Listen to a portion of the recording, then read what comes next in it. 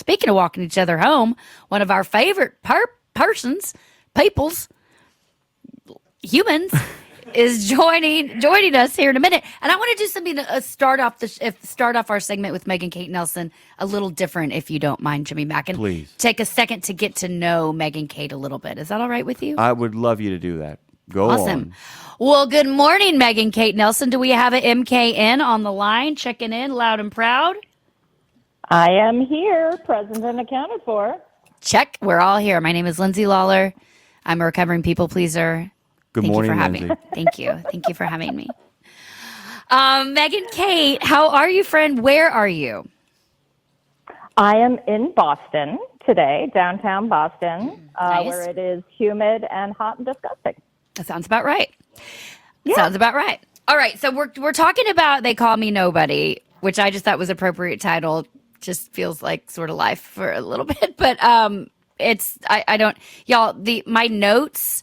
You should see. It's like 10 pages of notes on this movie. I'm like, I don't even know where to begin. So we'll dive in a minute. But Megan, you join us every month for Western of the Month. And I felt like, in case anybody is new here, we're on the new platform. We just do a few lightning round, so to speak, questions just to get to know you a little bit. Absolutely. Right? Okay, wonderful. Such fun. Well, Megan's a historian. She knows the West better than the West knows itself, and she is a fabulous author and writer and just a cute little spark of a lightning bolt of a human. So all that being said, okay, we'll start here. What's the last book, Megan Kate, that you read that was not a Western? I'll say book or movie. What's the last book or movie you consumed that was not a Western? I want to see your range here, sister. So lie to me if you want. Oh, yeah. No. I read a ton of fiction, and I'm trying. And my problem with fiction is that I download it onto my Kindle, and I can never remember the title of the names of the books. This is the problem. But probably the last movie I've seen in a theater is Sinners, which is a Southern and not a Western, but has a ton of music. I don't know if you've seen that at all, Lindsay, but the music is amazing. Oh, I'll check it out. I'm going to talk. I want to talk about the music on our Western today, so I love that segue. Yes. Really quickly, Megan, before Lindsay gets to her next question. Yeah, Lindsay, you should really see Sinners because in some ways you realize that Western plots manage to make their way into almost every genre. I mean, it's straight out of the John Carpenter school of filmmaking of, I'm going to make a horror movie, but it's really a Western if you pay attention really close. I mean, basically, it's holding off the attacking horde from the barn is the entire second half of the movie. I'm sorry. Go ahead, Lindsay. Keep your rapid fire going. No, it's all good. I mean, we are Western civilization here, so everything is deep-seated in that. Okay, so let's see. If you could have dinner with any figure from Western history, who's at the table and what are you eating? Oh, my God. I think it would be Sitting Bull. Okay. And I think we would be eating traditionally we would be eating bison, which would be pretty delicious. Because it would be fresh after the hunt. Yeah. But he's an incredible... Bison and bull. Yeah. Exactly. Okay. All right. I love it. Okay. Let's see. Coffee shop or cabin in the woods? What's the dream writing spot for you? Coffee shop, actually. And do you have I love a good coffee shop? Okay, tell us really quickly, and then we'll move on to the movie. But we talked to Mark Grady about this. He was actually, I was like, I love the idea of, especially since I'm married and have a young child and life is chaotic. I love the idea of disappearing like by myself into a cabin in the woods for a month. I love my family, by the way, but like I know that will never probably actually happen until maybe 20 years from now. And we talked to Mark Grady about that, and he was like, I think that's more romantic than it seems, because it can also be very depressing. He's like, he said he's coffee shop, headphones on, playing rain, going to town, or submersed in the area that he's writing about. Is that your vibe? I completely agree. Yeah, exactly. And it's also, for me, it's about being like near people and surrounded by people, but not having to talk to them. And not being tempted to talk to them, right? Like, and so, yeah, like either having the headphones on, or I'm actually pretty good at just, blocking out all of the conversation around me unless it is extremely juicy, unless there is a fight happening or some hot gossip about people I don't know. And then I will eavesdrop. But mostly, like, and it's very good for me. I'm very distractible. And so if I'm at home writing, I'm like, oh, let me check social media. Oh, let me watch this Netflix movie, you know? Yeah. And you can't really do that in public, or I feel enough like public shame that I would not do that in public. So it keeps me focused. It keeps me grounded to be kind of among people, but not with people. And that was Get to Know Meg and Kate Nelson on your Western of the Month. Woo-hoo. More to come next month. We will continue to get to know you better as we move along with this segment. All right, Jimmy Mack. This slapstick existential equal parts satire, homage to the genre itself. This is the most weird. I guess could you call this a cult classic? Yeah, you call it a cult classic, but it's one of those strange cult classics that made a little bit of a change when it was released across the world. It didn't do so well in the United States, but it also has, unlike many cult classics, extraordinarily off-the-chart reviews on Rotten Tomatoes. It's 100%. It's one of those rare movies that's actually 100% on Rotten Tomatoes. Yep. Unbelievable, right? That blows my mind. Well, consider that blows my mind. Oh, my God. Would you like to hear my theory about why it got such great reviews when it came out? Yes. Yes. It's 1973, right? Sex, Yes. drugs, and rock and roll. A lot of people dropping that acid, smoking that Mary Do You Wanna, and doing all kinds of other groovy stuff, too. This movie is an acid trip. Let me set this up so we can get down to what Lindsay likes to talk about in regards to these movies, the what's going on here as opposed to just the kind of bona fides of the plot. My Name is Nobody is a 73 Italian, French, German, international co-production spaghetti western comedy. It features the talents of Terence Hill, who actually has a real name that is very Italian, and, of course, the great Henry Fonda, who looks terrific for his age in the film. It is based on an idea from none other than Sergio Leone. It follows the story of Nobody, played by Terence Hill, who attempts to get his idol Jack Beauregard, Henry Fonda, to take on the Wild Bunch gang of outlaws led by a very, very, very young Clint Eastwood staple actor, who we will get to in a second, named Jeffrey Lewis. That is the basic premise, and that doesn't do this film one lick of justice, does it, Lindsay? It is so much more bizarre than that description. Yeah, I literally don't know where to start. I mean, literally, I'm staring at my notes. I'm like, I don't know which thing I want to talk to y'all about first. So I'm gonna throw to Meg and Kate first to be. I mean, she just texts us while she's watching it, and she's like, "What the hell is happening?"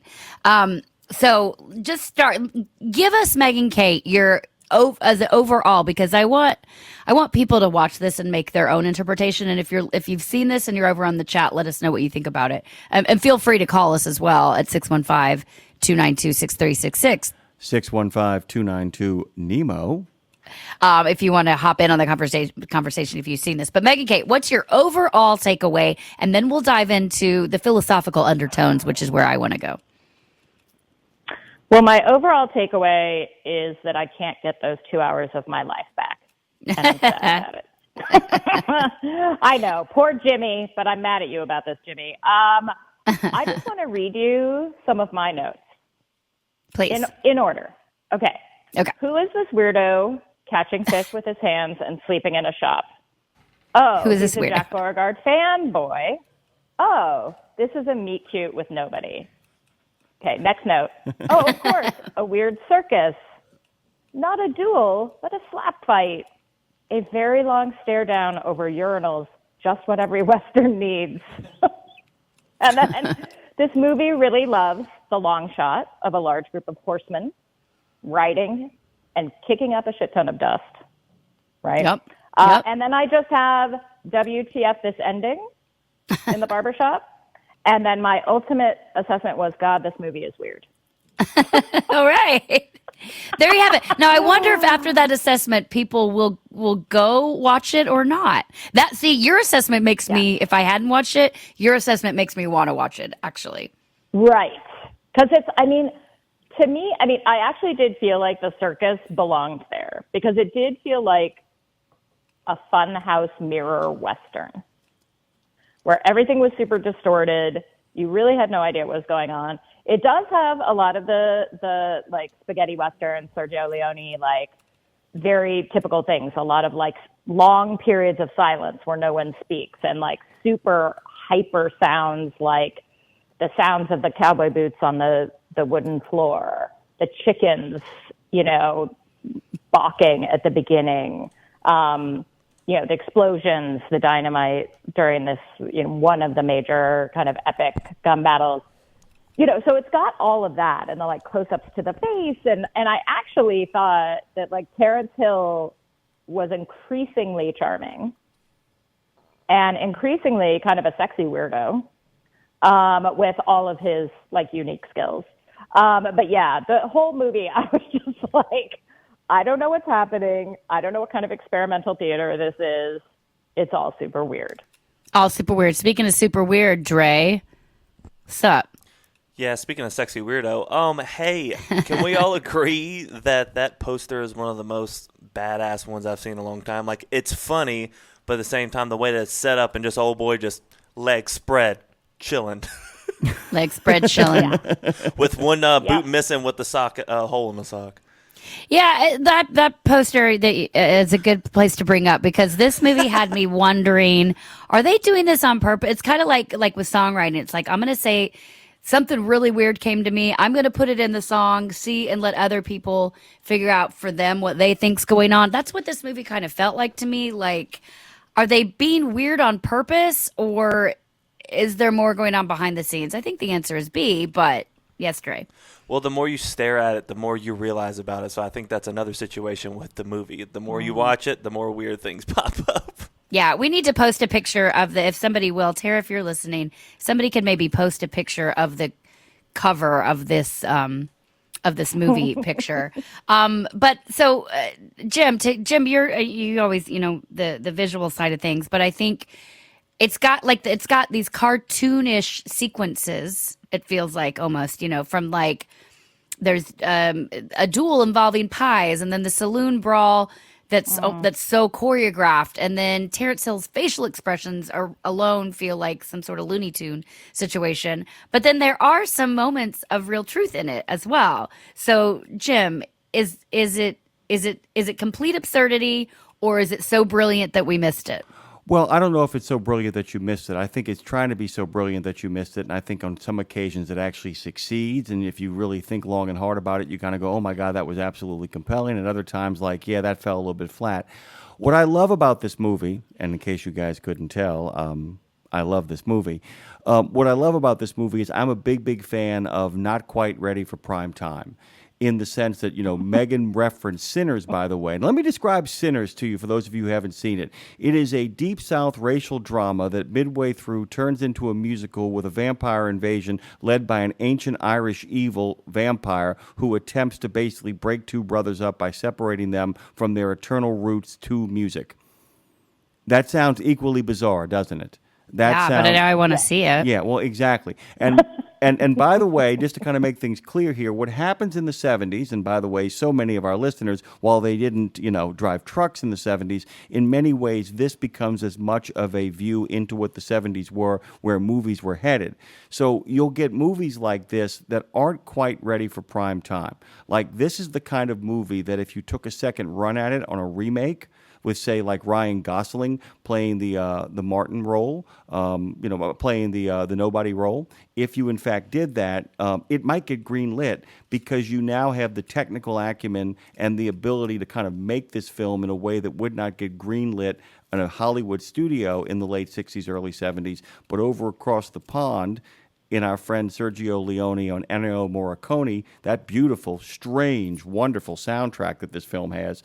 What we're getting here is an attempt to do something incredibly different, and at times succeeding wildly, at other times failing. Is it profound? I would say it is profound in the same way that the best Bugs Bunny cartoons are profound. Somebody once told me that Bugs Bunny cartoons were the best example of existentialist theory in action. The kind of just bizarre randomness, like a Roadrunner or Wile E. Coyote movie. And if you look at it through that filter, I think you're onto something, Lindsay. I think what's happening here is there is a strangeness to the American road, to the European road in the 1970s, that a lot of people, when they were watching it, going, oh yeah, that's my life on the road as a trucker. That's my life on the road as a trucker. I also think that there's a longer conversation we could all have. Is Henry Fonda dead when the movie begins? Is this, in fact, some sort of purgatory? Is, in fact, Terence? Ooh. Is, in fact, Terence's character? Is nobody, in fact, his guardian angel taking him through the underworld? You could really make that case to some degree. Huh. That's interesting because I thought that's a whole different take. Because in my head, I was thinking that it's. I mean, I think it kind of it sits on the death of the West, but really, there's like something about myth and celebrity to it, Right. You know, and like the Right. the loneliness of that legacy, because Jack isn't trying to be remembered. He's really trying to disappear, where nobody, he's desperate to create meaning through worship, like through idol worship a little bit. Does that make sense? It makes perfect sense. Lindsay and Megan Kay, can you give me 1 second? This is the priority. The 535 North from 70 East. 435 North. 435. Sorry. 435 North from 70 East is closed in Kansas City, Missouri. Big thanks to 10 Ring. Make your plans, guys. Make your arrangements in regards to that. Thank you for that, 10 Ring. Lindsay, I think it's a great insight on your part, which is why this film has so many different things going on inside of it. So I asked Megan a question really quickly. Megan, where does the movie begin? What location does it begin in? That was somewhat unclear to me. It looked very much like New Mexico, and I was No. I'm actually- sorry. The location. Where does the first shootout take place? Oh, in a barber shop. Where does the last shootout take place? Well, the last In a part of barber shop. in a barber shop. That's where I get my Yeah. idea that we are in the split second of him leaving the world, and then the angel shows up and begins to walk him to the afterlife. That's just my take. Just an interesting take I wanted to throw at you guys. We're in the split second of that gunshot, and I think while he wins the day on the gunfight, he actually loses his life. And then we begin his journey through the underworld with Terence as his kind of escort through the underworld to the next part. And I hope I'm making this film sound much more compelling than it was for poor Megan Kate Nelson, by the way. I mean, okay, I think I need to smoke a lot of dope, and then I need to think about the film as That's a- what a I was death doing journey. wrong. Yeah. Yes, and then we think about the film as a death journey and watch it again. Yeah, I love that. Maybe I will appreciate it a bit more than I did originally. By the way, Megan Kate, really quickly, speaking of video games, which we weren't speaking of, did you notice the plot resemblance to Red Dead Redemption? All of them? I have never played Red Dead Redemption. Well, there you go. I know. So I know. So you're saying there's a chance. I Okay, so I know. So question for you, Megan. There's parts, and I said this a second ago, but there's parts where this film feels like sort of a eulogy for the West, or the genre itself. I don't know what somebody's dead? Yeah. Well, yeah, maybe that's what I was feeling, because I kept feeling like a death of something. So maybe that's it. But Megan, do you think that They Call Me Nobody, which we're talking about, is it trying to bury the myth of the Wild West, or maybe resurrect it through satire, perhaps? I think it's trying to do a couple of those things. And I was really interested, spoiler alert, at the end, Jack is writing a letter to nobody from the ship to Europe, saying that, being dead isn't the worst thing that ever happened to him. And there are a lot of witty moments in this film and wordplay and interesting things that I did find amusing. But he's writing this whole letter that's really evoking all of the Western mythology. And he's saying, looking back, we were all a bunch of romantic fools. But then he's got these weird moments the West used to be wide open. Now it's crowded and small, and you run into the same people all the time. But the interesting thing about the West in the 19th century, especially in the late 19th century, is that people ran into each other all the time, even when it was wide open. There are these amazing moments of intersection in the American West at mid-century, in the mid-19th century, that just are incredible. And you're like, how are these people running across each other across such vast distances? And this is just one of the fascinating things about the American West in this period. So I think he's wrong on that point. And then he also says violence has changed too. It's grown and gotten organized. And I don't think that's correct either, because we've seen in a lot of the Westerns that we've watched, the U.S. Army is in the West from the 1840s onward, right? That's organized violence, right? And then this gang, the Wild Bunch, as depicted in the movie, is definitely organized violence, but it is present in a lot of different places before this point. So I think, like, I couldn't really get a handle. Like, some of it was very mythic. Some of it was very obviously, like, a European view of the American West, which is a little bit distorted. And so they're playing with the mythological aspects of it, but I don't think that kind of what he's talking about at the end is actually, like, factually correct. But of course, this is not a documentary about the American West. This is a movie. This is a piece of fiction. So I don't know. I mean, I felt like its engagement with the frontier myth was really complicated. I did appreciate, though, during the gunfight, the kind of going back and forth to then presumably photographs in history books of the gunfight itself. So sort of proving that Jack Beauregard had made a name for himself by taking on this enormous group of men, like, all by himself by these railroad tracks. Jim, we're almost out of time, which I can't believe that something on this weird whip flew by that quick. But we didn't get to talk about the soundtrack, which to me was fascinating because the title track, which is, I think, Il mio nome è nessuno. My name is nobody. But it's like, I don't know if you guys heard it or not. And the guy, Morricone, who did, I think the music is actually brilliant because oddly enough, it's got these playful elements with banjo and percussion, but it's got kazoos and whistles and all this stuff.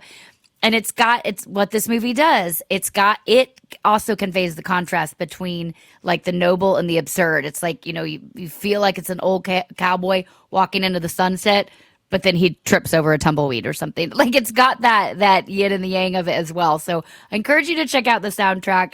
It's very rolling down the road. I mean, it's very instrumental and beautiful. But anyway, that's all. Just a little note on that. Oh, yeah. Ennio Morricone it took him almost till the day he died to finally get his first Oscar. And he wanted for a Western that he actually, this is really strange, Lindsay. The movie The Thing, he did the soundtrack for John Carpenter's The Thing. Carpenter cut the majority of the music, and Morricone had to then change the soundtrack. That soundtrack that he didn't use for The Thing, he actually ended up using for Quentin Tarantino's Hateful Eight and won his first Academy Award. He is just amazing. I hate letting Megan go. I hate it. It just kills me. I love her so much. I love having her here. It just kills me, doesn't it? I know. So fun. Thank you. Even if I had to, watch the movie.